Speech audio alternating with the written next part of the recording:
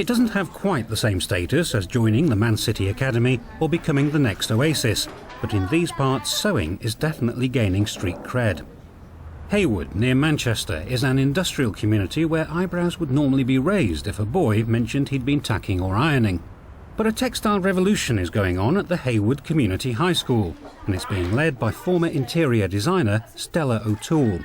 In a school with a wide range of abilities and aspirations, textiles is becoming one of the most popular subjects for girls and boys. Pupils are discovering a creativity that boosts self-esteem and gives them something to take to the school disco.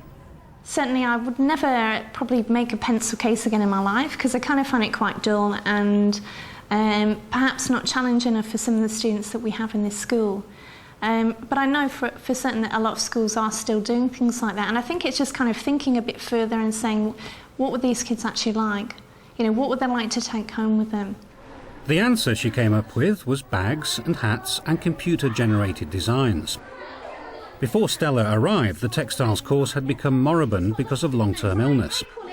Almost overnight, the subject became exciting and absorbing. The first 3 years in secondary school, they have to do textiles. And do they protest? No.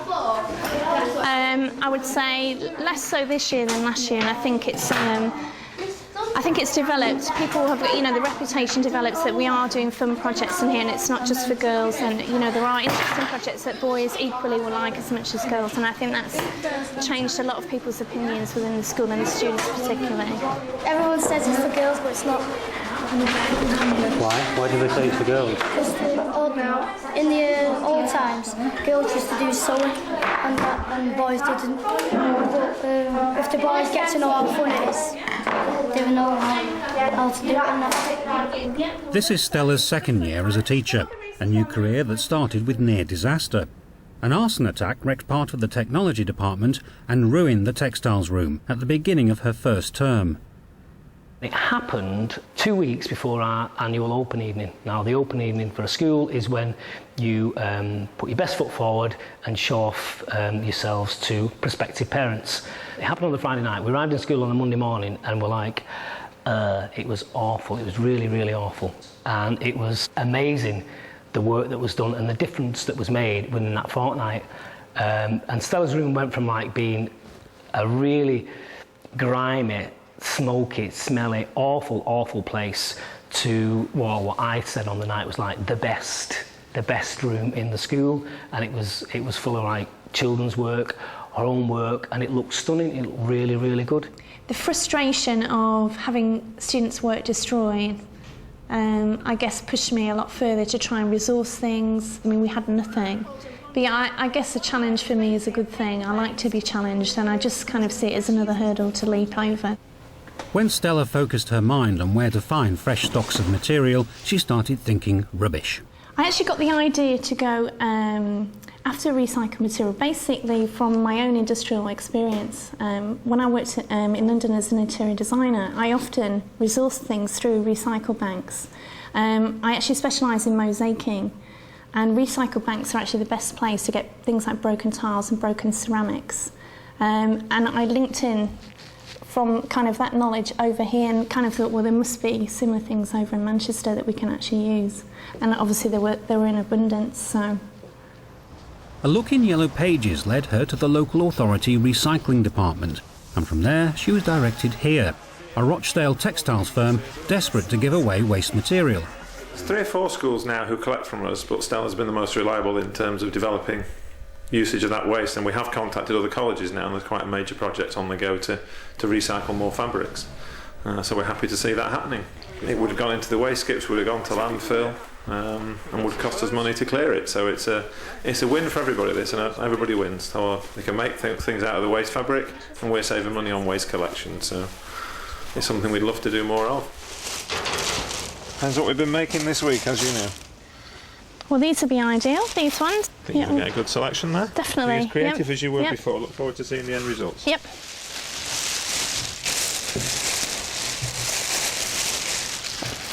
So anything useful there? Definitely. This is just a sample of what we actually took today. Certainly this type of stuff is quite interesting. We are, as part of the national curriculum now, supposed to do smart fabrics and look at properties of fabric that are used in technology. And certainly this one, with waterproofing, is going to be something that we can use and perhaps try and think of a project. We're actually thinking of making some kites. The fur is going to be ideal as well. I've actually got quite a lot of students in Year 10 that are thinking of doing things like bean bags. I've got one that's making a dog basket, which could be quite interesting, so I think the fur would be really nice for that as well. Parents are also an important source of materials, especially if they own a rope factory. Stella made this useful discovery when she told a pupil he was using too much cord while making a bag.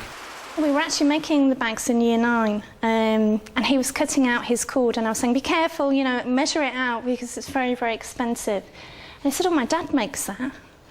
Does he now? And I think it kind of stemmed from there that I think I'm probably known as a bit of a scrounger and very resourceful, and I kind of said, well, do you think he would donate any? And he said, I'll ask him. I'll ask my dad, and it kind of stemmed from there, so we've been very, very lucky with that. OK, thanks very much, see you again. Stella now collects enough cord to last her all year. What difference has it made to you getting all this free material? I mean, I've got this little display here of bags that my now Year 11 made last year. And certainly from my point of view, suede-ette, I just could never have afforded it. And the quality of these bags, just based on the actual material itself, has made such a big difference to the teaching that I can do in the school.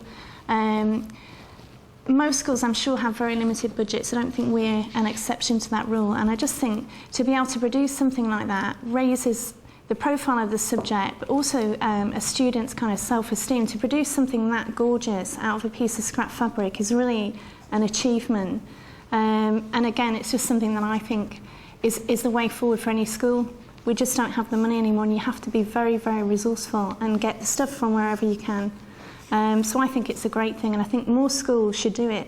You know, environmental issues are part of the national curriculum now, not only in technology, but across the board, and I think we should be more proactive about doing it. At the end of the day, we all have a responsibility to the environment. And I would much rather see this going on somebody's shoulder down a nightclub than into a landfill site, and that's the bottom line. And I think more subjects could be doing this, not just technology. There's lots of other resources available that could be used elsewhere in a school. For example? Paper, plastics. I mean, we've seen all sorts. You know, when I've been to a recycle bank before, a lot of art material, paint, you know, it just depends where you go and what they've had on any given day. You never know what you're going to find in there. This is Stella's third career after leaving school and working in a bank, and then gaining a degree and becoming an interior designer, changing rooms for rich clients in London and the home counties. Trying not to sound too much like a Department of Education recruitment ad, Stella explained that she wanted more out of life and found it in Tower Hamlets.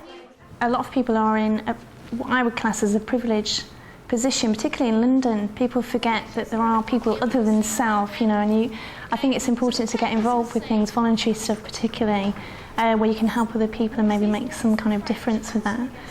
So I actually first registered with their Reading Partners scheme in Tower Hamlets, which is a very poor area in the East End of London, where literacy, particularly in primary schools, is extremely low. And you actually get allocated one child, which you'll maybe go in once a week to actually read with that child and try and encourage them to develop their reading and speaking skills. I guess it just developed from there. When you have a child waiting for you at the school gates, so excited that they're actually going to get some one-on-one attention, and they feel very... it kind of changed the girl I was working with. You know, she kind of changed from this little mousy thing to this bright, bubbly, exuberant child, you know, and I just found that amazing that you could make such a big difference just by such a small gesture. And then when I actually left London, I went to Australia and I worked with two students that had actually been excluded from school. One was in Sydney and one was in Perth. And again, I found that extremely rewarding, and I guess things just progressed from there. I'd kind of always toyed with the idea of teaching, and that really was the final thing for me. I just wanted a year out of this country to really assess myself and decide whether it's what I wanted to do. And I'm glad I did. You know, it's been the best decision I've ever made. Stella went to Manchester Metropolitan to train and Moss Side for her teaching practice and developed a liking for areas of dark satanic mills. I certainly would say to anyone who was contemplating leaving university, whether to go into a nice grammar school or an inner city school, to go and have a look, go and see what the kids are like and how enthusiastic they are. They're almost at bursting point, you know. They just want somewhere to outlet all the energy and all the enthusiasm. And if you're a teacher that can help them do that, then you're never going to have any problems. Because they just keep on going, you know. They just want more. And I think if you're enthusiastic, they will take that from you and they will, you know, develop that further. Personally, I actually think necessarily that an inner city school classroom is any harder to control than a countryside classroom or a privileged area classroom. I think all classrooms have behavioural issues or management strategies required to actually be able to teach effectively. And I think it's a stereotype to assume that an inner city school is necessarily bad and badly behaved.